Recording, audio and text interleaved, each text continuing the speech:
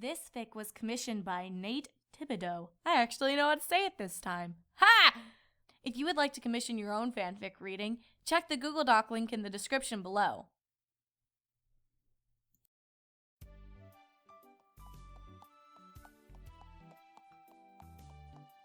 It was a perfectly ordinary sunny day in the town of Ponyville. The humble pony folk were out and about tending to their daily business, and life couldn't be more quaint. Twilight Sparkle walked with a spring in her step back home to Friendship Castle. She had just received a new authentic book on conjuration spells, and... Hello? She suddenly stopped and peered upward. Hello? Who are you? She asked, looking quite confused. Well, I'm the narrator of this story. Narrator? What are you talking about? Twilight looked around. Where are you? Don't worry about it, okay? Just carry on with your day. Twilight paused with suspicion. All right, then. She then continued trotting. A few days ago, Twilight had received a task charged by Princess Celestia to uncover the spells used by the many wizards and alchemists of the medieval era. She was rather excited to get to work on... Are you a ghost? She stopped in her tracks again and looked up. Excuse me? If I can hear you, but I can't see you, then you must be some kind of spirit, right? She explained. I'm not a ghost, all right? I told you. I'm the narrator. The narrator of what? This story. What story? She grew impatient. The story involving your life? Is this some kind of practical joke? Twilight darted around, aggravated. Is Rainbow up to this? If she's hiding in a cloud somewhere, I swear I will... Look, there's no prank going on. I don't know how you can hear me all of a sudden, but just try to ignore me, got it? It's kind of hard to ignore a strange voice coming from nowhere. She rolled her eyes. And how do you know everything I'm doing? Because I'm the narrator. That still doesn't explain anything. She shouted in outrage. Quit it! Yikes, Twilight. Who are you talking to? Asked Rainbow, swooping down from above. Rainbow, Said Twilight. you can hear him, can't you? Hear who? She replied. The narrator. He keeps commenting everything you do and says things after you're done speaking. Like she said. She said. Rainbow stared at Twilight as if she had grown another head. Is this some kind of inside joke I don't know about? She asked. I get pretty steamed when I'm not let in on a joke. Oh, come on, Rainbow! Urged Twilight. If I can clearly hear him, then you must too. Are you feeling all right, Twi? Queried Rainbow. You're talking pretty crazy. I'm not crazy! Replied Twilight. He's there! I'm telling you! Look, Twilight. Rainbow backed up, a bit unnerved. I think you've just been reading those spells too much. Maybe you should relax for a while, huh? But I got something to do. She lied. So, feel better. See ya! Rainbow then flew off in a hurry. Twilight looked back up at the sky with a glare. Do you see what you did? She scolded. You just made me seem like a lunatic in front of my friend. Don't blame me. You're the one barking at the wind. Whatever. I'm going home. Twilight stormed off. Maybe I am working too hard. A tad disgruntled, Twilight finally returned to her castle with her tome in her saddlebag. She entered the newly furbished living room, dropped her bag, and plopped onto the couch, rubbing her eyes as if she were annoyed by a constant droning noise. After a while, she had grown quite accustomed to her new crystal home. She had been busy with filling it with a large collection of books and... Will you give it a rest already? She shouted at the air. And how do you know so much about my life? Twilight? Who are you yelling at? Spike appeared, having been awoken from an afternoon nap. Spike, am I crazy? Asked Twilight. Well, yes, but you could be worse. Spike replied. Why do you ask? Twilight let the comment slide and explained. Just earlier, I've started to hear this annoying voice, narrating everything I do, and he keeps following me, it seems. I don't suppose you've heard anything like that? A voice? Not really. Is he saying anything now? He asked. There! Right now! She pointed. He just said he asked right after you spoke. Well, that's weird. The dragon scratched his head. I wonder why he can see me, but I can't see or hear him. Right? Replied Twilight. So you actually believe me? Twi, I've seen some pretty crazy stuff with you and the girls. Spike scoffed. Not much surprises me anymore. Well, I think I might have an idea of what's going on. Twilight said. I started hearing the narrator just after I received this conjuring book from Princess Celestia. If I didn't know any better, I'd say this book comes with a curse. Curse? Bugged Spike. Yes, She nodded. it's possible that I've been joined by a spirit who dwells within this book. You mean, a ghost? Spike suddenly panicked. No way! I ain't dealing with a ghost. Way too scary. Spike, I'm pretty sure you've dealt with ghosts at least twice before. Twilight discerned. Spirits be gone! Spike then proceeded to light an incense candle and wave it above his head. Be gone from this castle! This is my soul! You can't have it! I'm not gonna let you haunt me! He dashed out of the living room in a frenzy. Spike, wait! Called Twilight. And what makes you think that I came from your book? Twilight looked up. Well, what other explanation is there? I bet you're really the spirit of the last owner of the book. I bet that you cast a spell that preserved your soul within the papers. You keep telling yourself that. Not like any pony else will believe you. We'll just see about that. She then pondered for a moment. Maybe Rainbow and Spike couldn't hear you because they don't know magic. I should just talk to a unicorn. This isn't part of the story planned. I don't know what that means, but I don't care. Twilight insisted and trotted off. I'm going to see what my friend Rarity has to say about you, whoever you are. Fine, you do that. As she left the castle, Spike poked his head back into the room. Wait, did you say Rarity? He called at No Pony. Tell her I love her! No, wait, don't tell her that! Tell her I'm thinking of her! You know, like it's no big deal.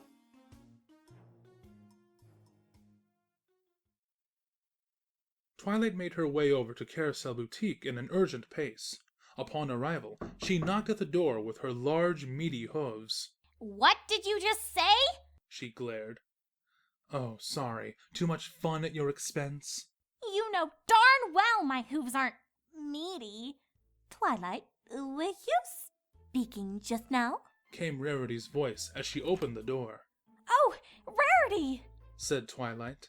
There's something I need to ask you about. Have you been hearing any strange voices lately? Whatever do you mean? Asked Rarity. You know, some unseen pony narrating every move you make, every word you say? She urged. Good heavens, Twilight! Gasped Rarity, looking around past her friend. Is this some pony stalking you? Show yourself, you scoundrel! I will not let you hound my friend! Well, that's not entirely false. Twilight scratched her mane. But I don't think there's any pony physically following me. Well then, what's going on, dear? My theory is that there's some kind of magic spirit that can see everything we do. Twilight explained. And only unicorns can pick up his voice. I was hoping that you'd be able to hear him too. I'm sorry, Twilight, but I've never heard anything of the sort. Rarity then looked a bit embarrassed. Oh, perhaps I'm just not that good at magic as you are to understand. Twilight pondered.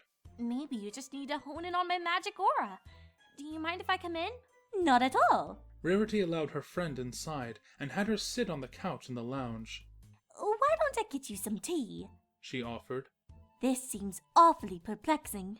You have no idea. Twilight said.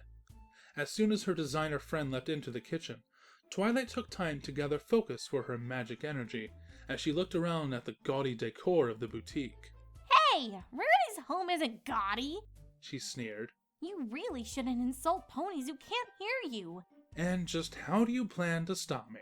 As soon as I figure out who you are. She glowered. Rarity quickly returned with a tea tray. How exactly did you come by this spirit, Twilight? I think he manifested himself from a spellbook I was given. She explained. Now, for some reason, he just seems to keep following me without the book. What do you suggest we do? Rarity sat next to her on the couch. I know a spell that can allow us to share a magic aura. Twilight looked at her. Normally, this would be used to engage in group spells, but I think it can help reveal the spirit to you. I'll do whatever it takes to help, Twilight. Rarity smiled sweetly. All right. She breathed. If you're ready, close your eyes. The room grew silent as both Twilight and Rarity faced each other and shut their eyes. Slowly and carefully, Twilight harnessed the power of her magic aura and concentrated it until it began to envelope her and her friend. The bright purple cloud of magic energy held for several moments as Rarity focused as hard as she could. Then the aura slowly dissipated, and the two mares opened their eyes. Well? Asked Twilight. Do you hear him? I can't tell. Here, I'll help! Twilight got up. You should hear him now. With a sort of giddiness, Twilight sprang from the couch to the middle of the floor and began dancing erratically. She began with a strange jumping shuffle, then moved into an awkward form of the Charleston and the Jitterbug.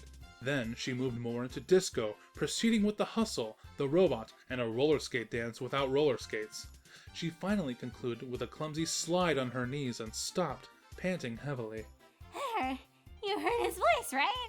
Telling everything I did? She breathed heavily.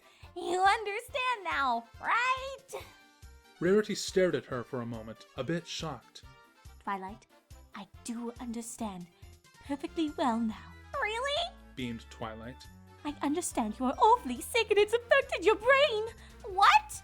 Rarity suddenly sprang up and wrapped her hooves around her confused friend like a concerned mother. Oh, you poor thing! All this work with magic spellbooks has put strain on your sweet head. You need some immediate rest and relaxation. Rarity, I don't think you... Twilight couldn't get a word in, as she was immediately dragged off at an alarming speed. Within seconds, Rarity carried her with a surprising strength all the way to the Ponyville Spa. She approached the twin owners urgently. Hello, Lotus! My friend is terribly ill and she needs the full treatment. Rarity, I'm not sick in the head, protested Twilight, being lifted up. I really do hear a voice. I'm sure you do, darling. Rarity sympathized. But don't you fret, you'll be rid of the bad voice in no time. Without hesitation, Aloe and Lotus hauled the confused Alicorn off to a separate room and dropped her in a mud bath. They then applied a slimy mud mask to her face and a pair of cucumber slices to her eyes. I really don't think this is necessary, groaned Twilight. Never you worry, Twilight, said Rarity from the door. Just let the relaxation melt away your troubles. She turned to the Spa Twins before leaving her alone. Poor girl. She thinks she's being followed by a ghost. An awkward silence fell as Twilight lay in the therapeutic mud, unsure of whether to get out or not. Her confused little mind couldn't wrap itself around the situation she found herself in. Stop pretending like I can't hear you! She scorned as she removed her cucumbers. Why can't you just go away? You've just been causing trouble so far. Yeah, I don't think I can do that at the moment. Evidently, I'm not a ghost. I've never seen that spellbook in my life. So then what are you? She persisted. How many times do I have to make this clear? I'm the narrator. Ugh! Twilight slumped back in the bath, aggravated. Then she considered something. Maybe you really are just in my head. Maybe you're just a figment of my imagination. Could be, although I assure you I am quite real. Real or not, I'm not having an invisible pony narrating me all my life. Twilight grumbled. Who says I'm a pony? I could be a griffin, or a dragon, or a minotaur, or a cow, or some kind of species that you can't even imagine. There are more possibilities than I can count on my hooves. Hooves? So you are a pony! Shut up! That's when a conniving smile crossed Twilight's face. Say, you're a male, aren't you? Duh. Do I sound like a filly to you? Would you say that you would be kind enough to give a lady her privacy? She asked knowingly. What are you talking about? Twilight then got up out of the mud and stood. If you don't mind, she said with a smug smile. I have to use the little filly's room and wash off this mask. You don't mind waiting out here, do you? Damn it! I'll be just a minute, she lied as she entered the mayor's bathroom by the baths. Oh, great. Alright, here we go. Gotta keep the magic alive. Stupid narrator, thinking he's so clever, following me like some kind of parasite. Twilight grumbled as she stood at the sink to splash water on her face. What the... Ah! Are you kidding me? Listen here, Princess. You can't keep me from doing my job. I'll follow you to the ends of Equestria if I have to. So why don't you just try to deal with it for Celestia's sake? Wait a minute. Twilight gained an idea. Princess Celestia! If any pony can help dispel this whole thing, it's her. She's the one who gave me the conjuring book in the first place. Where are you going with this?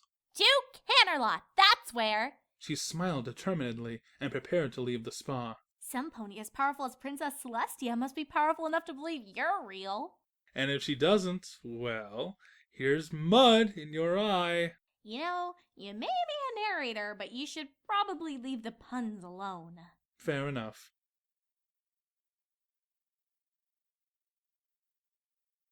After drying the mud off, which did barely anything to help her relax, Twilight flapped her wings and set off for Canterlot Castle.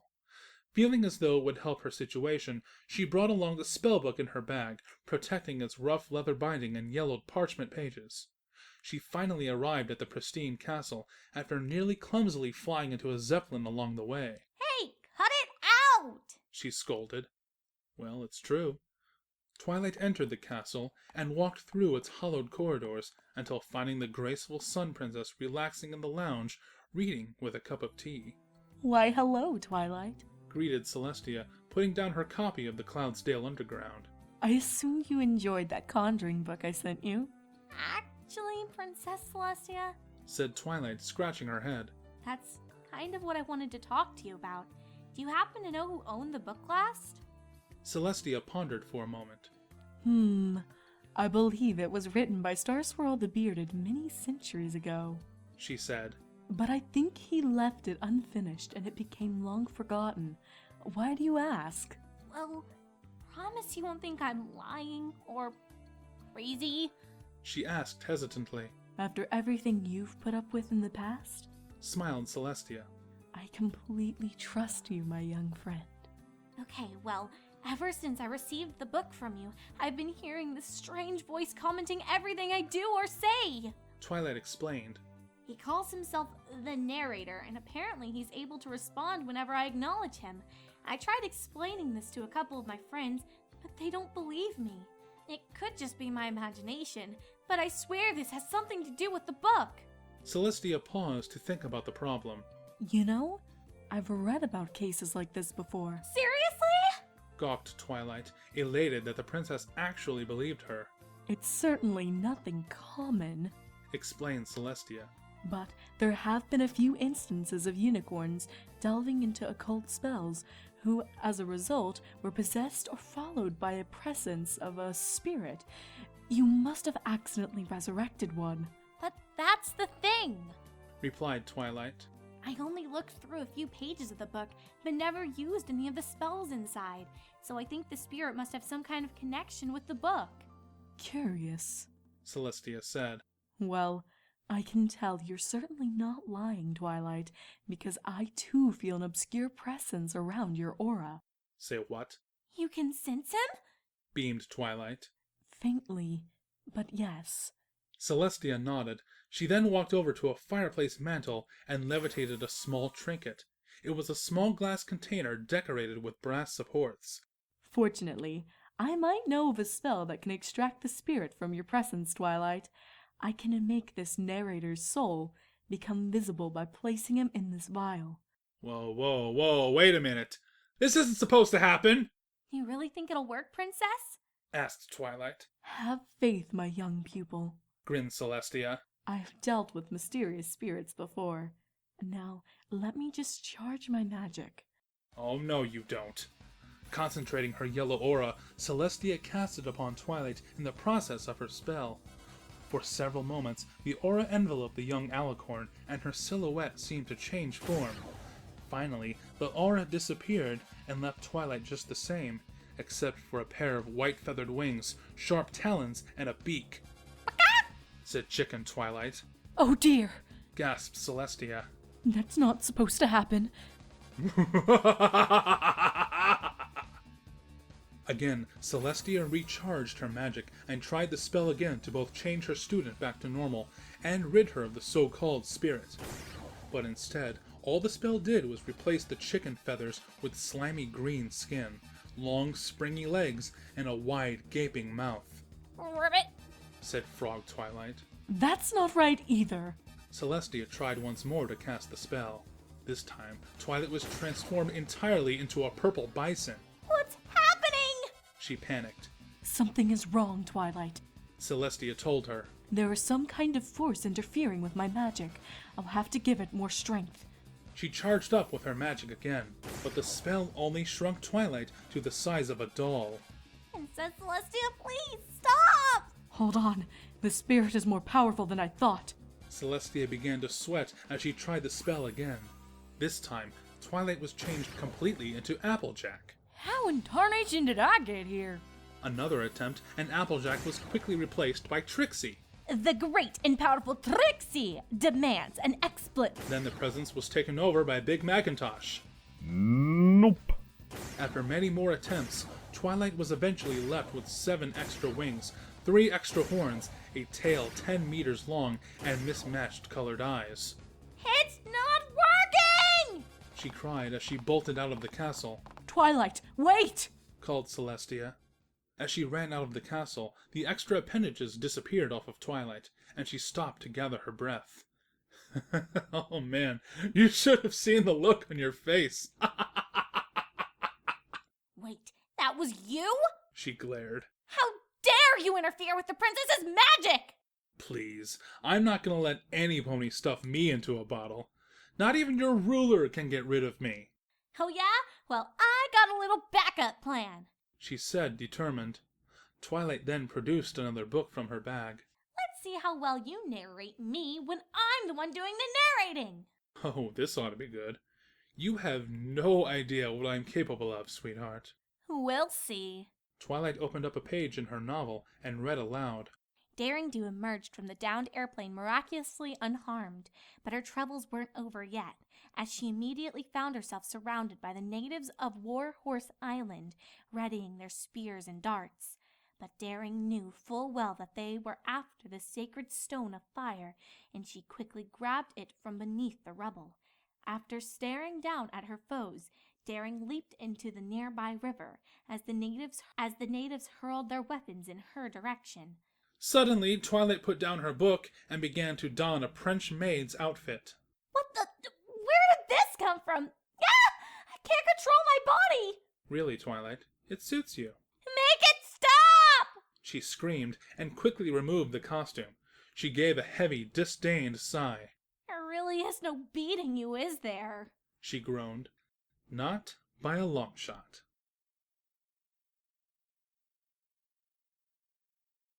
Ever more disgruntled, Twilight sat with her head hung low on a table at Sugar Cube Corner. Usually, a vanilla hayshake with cookie crumbles was enough to cheer her up after a hectic day. But somehow, it wasn't doing the trick this time. Gee, I wonder why. She sulked. Hey, Twilight! Said Pinkie from behind the counter. Who you talking to?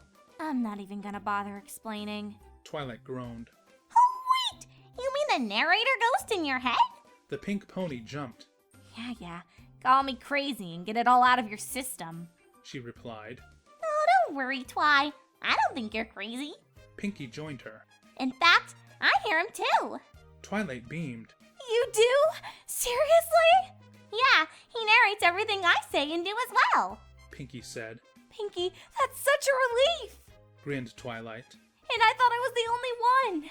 It must be your Pinkie senses or something. Twilight, please. He's trying to say something to me. Urged Pinkie. Oh, sorry? A pause was left as Pinkie looked up and nodded in, listening. Yeah? Uh-huh. Oh, really? Oh, he did not. That is so true. They all really do look like that. Pinkie? He's not saying anything to you. Twilight discerned. Shh! Twilight! Glared Pinkie. I really wish you wouldn't interrupt. It's hard enough to understand him with his French accent. French accent? She replied. He doesn't have a... Quiet! Pinkie then talked to the air. I'm sorry, Jack. Some ponies can be so rude. It was then that Twilight realized that the goofy pink mare was not on the same level as her. With a heavy sigh, Twilight placed money on the table and left the baker in her own little world. You know, I'm glad you finally settled down, Jock. Said Pinkie. You seem much happier now with your husband. Twilight muttered to herself as she stepped outside. Qu'est-ce que c'est, Mademoiselle Sparkle? Oh, stop it! I know she can't hear you. She stomped her big mannish hoof in a hissy fit. All right, that's it. Shut up! I don't care who you are or why you're in my head, but just go away! I don't want to hear your stupid, annoying voice anymore. All you've done is cause me trouble and embarrassment. You're just a nuisance. Please just do me one kind favor and get out! I don't want you. I don't need you. No pony needs you! Well, okay then. If that's how you really feel. Wait a minute. That was too much. I didn't want to sound mean. I just... No. I hear what you're saying. I've overstayed my welcome, and you deserve your space. I'll just go. Narrator, I didn't mean to hurt your feelings. Narrator? Are you there? Hello? Oh dear. Twilight, are you alright? Oh hey, Fluttershy. It's kind of a long story. Is it about your narrator? So you've heard about it too, huh? You probably think I'm nuts as well. Not at all, Twilight. I may not understand it all too well, but I can try my best to. What's wrong? You look awfully distraught. Is the narrator saying something now? Well, that's just it. I lost my temper, yelled at him, and he just disappeared. I think I may have offended him. But I thought you didn't like him very much. He was annoying and pesky, yes, but now that I think about it, he was just another soul. I thought he was just some supernatural prank or curse, but I now realize he actually has feelings. I should be glad that he's gone, but somehow I'm not. Oh, Twilight, it's never too late to apologize. Maybe he's just giving you the silent treatment. Even so, what would I say? That I'm actually okay with him commenting on my every action? Just talk to him like a real pony. If he's able to feel hurt, I'm sure he's able to forgive. Just tell him what you really feel. I'm sure he's intelligent enough to understand. Well, maybe you're right, Fluttershy. I'll try talking to him again. Narrator? Are you there? Look, I want to hear your voice again. If you're there, can you speak to me? What is it? Are you eating something? I made a sandwich. What do you want? Look, Narrator, I can't say I'm not annoyed by what you do, but then again, I can't even begin to understand why you're here or how. Maybe it's not easy being the narrator of some pony's life. I think perhaps if I let you stay in my head, I can get to understand you better. Who knows? We might even become friends. I thought I was just a nuisance. I'm sorry. That was wrong of me to say. It's just that whenever I come across an issue that I can't understand or get a hold of, I start to overreact. I can't handle not knowing the source of a problem and it drives me crazy. But that doesn't have to be a problem. If you understand me in my life, maybe I can get to know you in your life. It may take some getting used to, but I don't think I'll mind having you around for as long as you need. So, what do you say? Hello? Narrator? Come on, don't leave me hanging. She called out, in her sweet, pristine voice.